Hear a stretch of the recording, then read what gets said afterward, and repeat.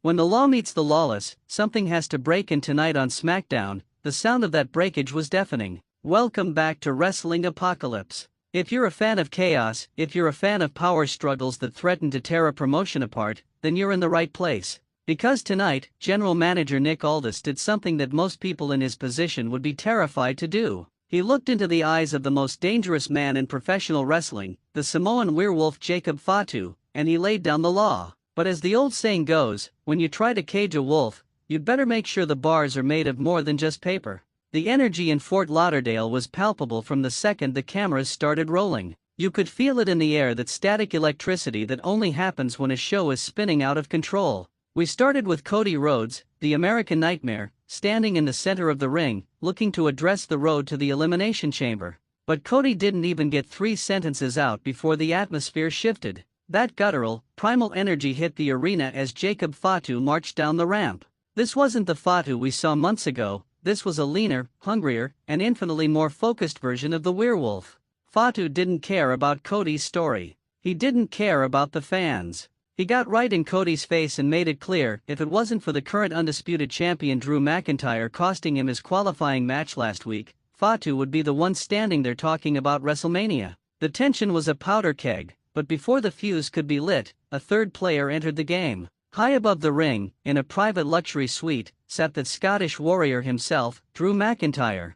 Now, Drew was supposed to have the night off. Nick Aldis had explicitly told him to stay home to avoid exactly what was happening. But Drew, with that smug, champion's grin, leaned over the balcony and started taunting Fatu, calling him a loyal dog without a master and a spent force. That was the moment the cage door flew open. Fatu didn't just get angry, he went into a predatory trance. He leaped over the ropes and started sprinting toward the crowd, looking to scale the walls of the arena to get his hands on McIntyre.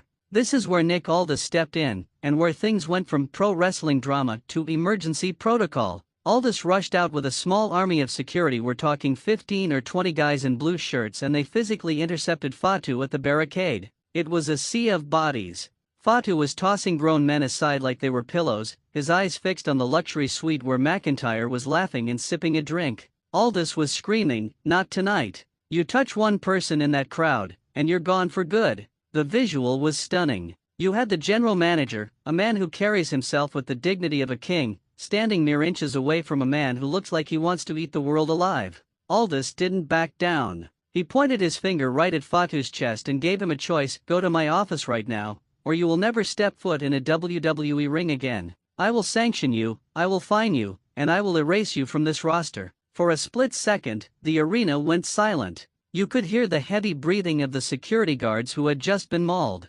Fatu stared at Aldis, and for the first time, we saw a flicker of something other than rage. It was respect, or perhaps just a calculated pause.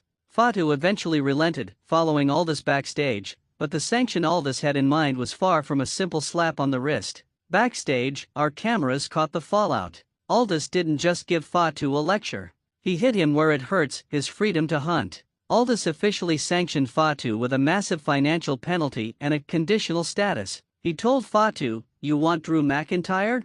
You'll get him, but you will wait until I say so. If you breathe in his direction before the chamber, I will strip you of your contract." Fatu's response? He didn't say a word. He just stared at the walls, looked at Aldis, and walked out of the building entirely, leaving the GM standing in a vacuum of silence. But the night didn't end there. The sanction actually backfired in the most dramatic way possible. Because Aldis had been so focused on controlling the werewolf, he left the door open for the champion. Drew McIntyre, emboldened by the fact that Fatu had been neutralized by management, decided to make the rest of the night his personal playground. He interfered in Randy Orton's match against Aleister Black, delivering a claymore that sounded like a car crash, all while mocking Aldis's authority. It led to a face-to-face confrontation in the parking lot that was pure cinematic gold. Aldis intercepted Drew as he was trying to leave. "I told you to stay home," Aldis hissed, his voice trembling with a mix of professional fury and genuine exhaustion. Drew just laughed in his face.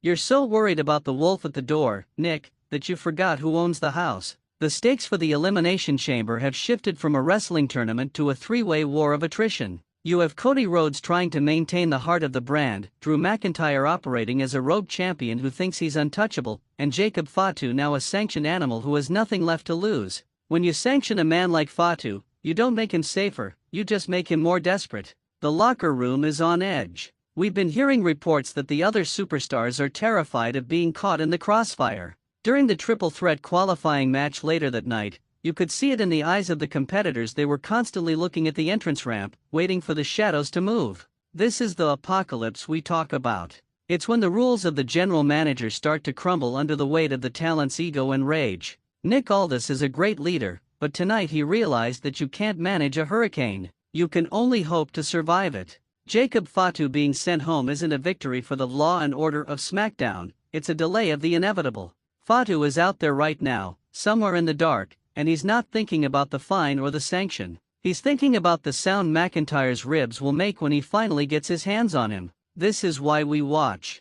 Not for the finishes we expect, but for the moments that feel real, visceral, and dangerous. The blue brand has become a war zone, and the lines between management and the talent have been blurred in blood. As we head into next week's go-home show, the question isn't who is going to win, it's who is going to be left standing to even make it to the plane. We're going to be tracking every movement of the Bloodline, every tweet from Drew McIntyre, and every official statement from Nick Aldis' office. The sanctioning of Jacob Fatu might be the spark that burns down the entire road to WrestleMania. We want to know your take on this. Did Aldis make the right call, or did he just poke a bear that's going to come back and take his head off? Is Drew McIntyre the smartest man in the room, or is he playing a game he can't finish? Sound off in the comments below. We read everything, and we want to see your theories on how this explosion ends. If you enjoyed this deep dive into the chaos of SmackDown, smash that like button, it really helps us keep the lights on here at the Apocalypse. Make sure you're subscribed and hit that notification bell,